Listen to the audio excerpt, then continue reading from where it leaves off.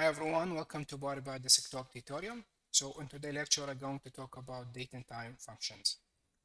We have many date and time functions starting from today, now, and you have the syntax for that, and also day, month, year, hours, minutes, second, weekend, week number, and also a month and dative. This is very straightforward, but in case someone who need to work on the date and time functions, so let's get ahead to Power BI.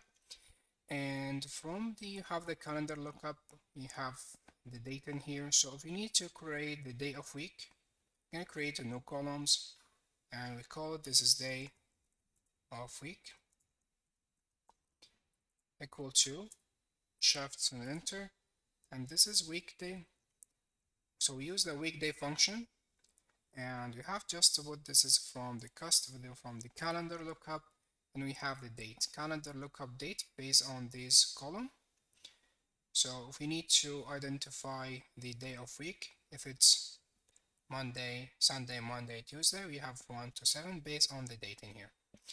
And after that, you will have to put the comma. And after the comma, the Power BI allow you to choose either as 1 or 2 or 3. If it's 1, that means the day of week is started from Sunday. If it's 2, day of week is started from Monday. And if it's 3, is Monday to the Sunday.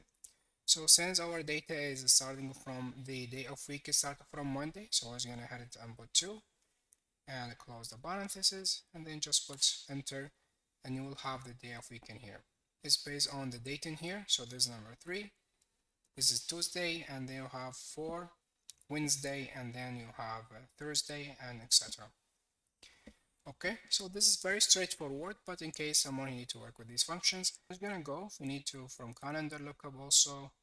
If we need to calculate the new columns, we have, if we need the weekend equal to, have the weekend equal to capital F. So let's gonna use if lookup, we have the day of week, the one we just created, and this is equal to 6, or we can use this is double pipe instead of or, and calendar lookup, if it's equal to 6 or 7, that mean can print.